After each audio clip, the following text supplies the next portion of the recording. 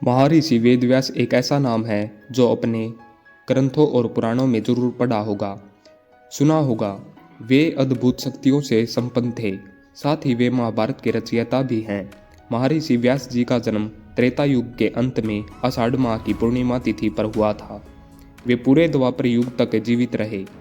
आपको बता दें कि महर्षि वेदव्यास जी 8 चिरंजीवी माने में शामिल हैं, जो आज भी धरती पर किसी न किसी रूप में सशरीर जीवित हैं।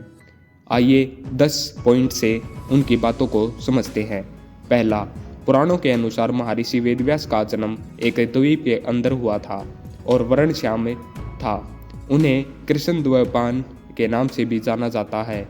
वहीं उनके पिता का नाम महर्षि पराशर और माता का नाम सत्यवती था। दूसरा, महर्षि वेदव्यास जी ने चारों वेदों को अलग अलग खंड में वर्गीकृत किया था और 18 पुराणों की रचना की थी। तीसरा, महर्षि वेदव्यास जी ने महाभारत में जैसे महान ग्रंथ की रचना की।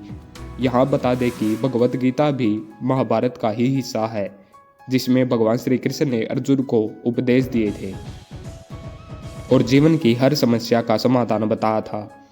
चौथा, पुराणों में उल्लेख है कि वेदव्यास जी ने महाभारत लिखने के लिए भगवान गणेश से मदद मांगी थी और भगवान गणेश ने वेदव्यास जी की कथा सुनते हुए पूरी महाभारत अपने हाथों से लिखी थी।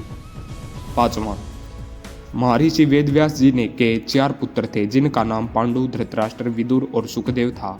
इन चारों को ही महान ऋषियों के रूप में जाना गया है। छठा, महर्षि वेदव्यास ने न सिर्फ पुराण लिखा बल्कि उपनिषद, महाभारत के अलावा वैदिक ज्ञान के कई ग्रंथों की रचना की थी।